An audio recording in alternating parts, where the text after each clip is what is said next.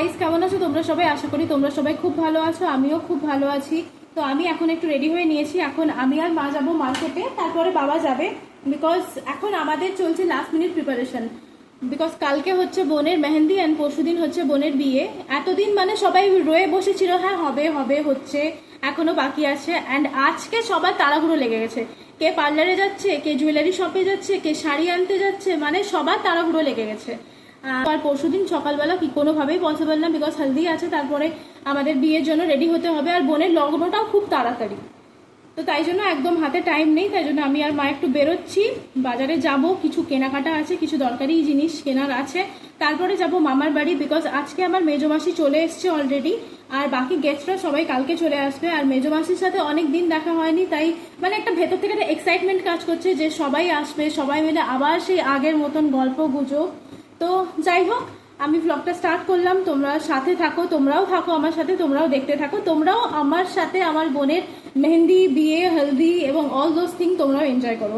যাই হোক, চলো আমার সাথে। তো আমি আর মা বেরিয়ে পড়েছি, টোটো করে যাচ্ছি, একটু পার্লারে যাব। তো পার্লারে এসে আমি একটু আইব্রোটা করাচ্ছি। আর পার্লারে এসে আমি দেখি দিদি আর বোন আগের থেকেই ওরা পার্লারে উপস্থিত। ওরা অনেকক্ষণ ধরে এসেছে, ওরা অনেকগুলো সার্ভিস নিল। বাট আমি কোনো সার্ভিস নেব না, আমি শুধু আইব্রোটাই করাবো। বিকজ আমার মুখের খুব খারাপ অবস্থা, আর আমি বোনের বিয়ের মধ্যে কোনো রিস্ক নিতে চাই না। কারণ আবার মুখে কিছু একটা বেরিয়ে যাবে, তখন আবার সেটা নিয়ে চিৎকার চেঁচামেচি কী দরকার। তো ওরা বেরিয়ে যাচ্ছে এবং আমিও পেটা করে জাস্ট বেরিয়ে যাব। তো আমি আর মা বেরিয়ে পড়েছি, এবার কিছু কিনবো, দিয়ে যাব মামার বাড়ি। তারপরে হঠাৎ করে দিদি, বোন, কাম্মা আর ভাইয়ের সাথে দেখা হলো। ওরাও বেরিয়েছে কিছু কেনাকাটা করবে বলে। এবার আমরাও একটু কেনাকাটা করব, তারপরে সোজা মামার বাড়ি যাব। মামার বাড়িটা পুরো আলো দিয়ে সাজিয়ে দিয়েছে, এবার বিয়েবাড়ি ফিলিংসটা পুরো ভরপুর। তারপরে মামার বাড়িতে ঢোকার সঙ্গে সঙ্গেই মামি মিষ্টির বাটি হাতে ধরিয়ে দিল।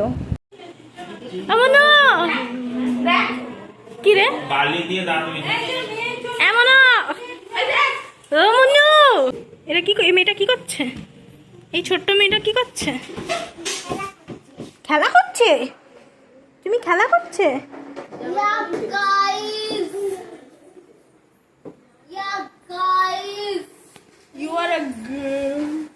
টাকা গুলো, টাকা অর্ক, টাকা। এই স্কিনটা একদম চকচক করছে। অনেকদিন পরে সবার সাথে দেখা হয়, মা পুরো গল্পে মত্ত হয়ে গেছে। ও মাসিমণি, মাসিমণি, ও মাসিমণি, তুমি কি দেখতে পাচ্ছ না আমাকে? আমিও একটা এত বড় মোটা একটা মানুষ আছি, এসছি। আনন্দ হয়নি মনু? আনন্দ হচ্ছে না?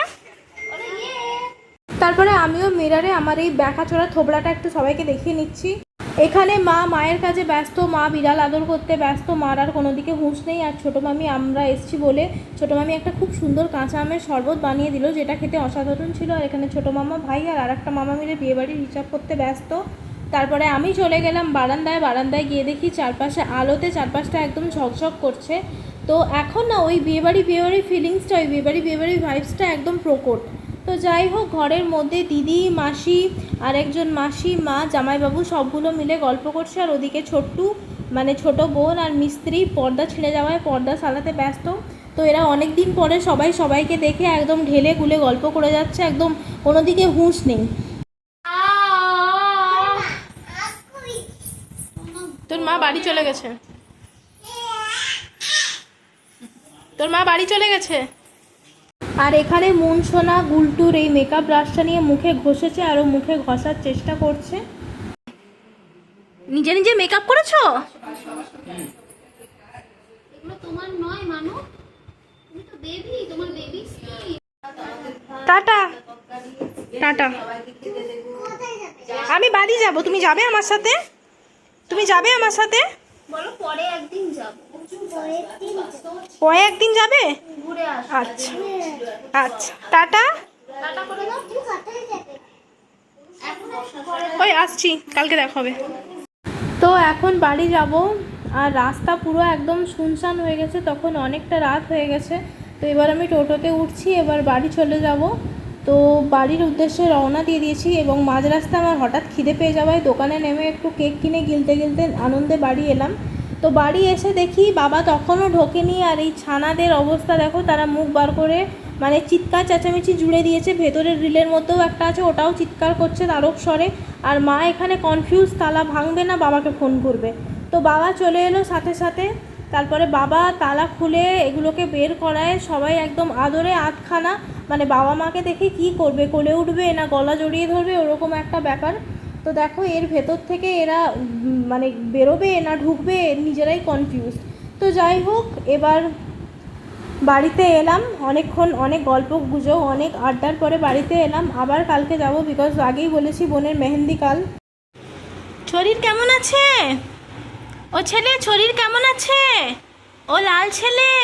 শরীরটা একটু ভালো আছে বাবা? এই মাত্র বাড়িতে ঢুকলাম, বাড়িতে ঢুকে চেঞ্জ করে এখন একটু বসছি। তো বেরিয়েছিলাম বাজারে, তো বাজারে তো সব কেনাকাটা একবারে সারতে পারিনি, আরও বাকি থেকে গেছে। আর যতটুকুন বাকি আছে কাল সকালবেলা বেরিয়ে সারবো। তারপরে গেছিলাম একটু পার্লারে আমি একটু আইব্রো করালাম, বিকজ আমার যা স্কিনের অবস্থা, তো আমি স্কিনে আর কিছুই করানোর সাহস পেলাম না। আমার বোনেদের সাথে দেখা হয়েছিল, ওরা কেউ ডিট্যান করছে, কেউ ওয়্যাক্সিং করাচ্ছে হাতে।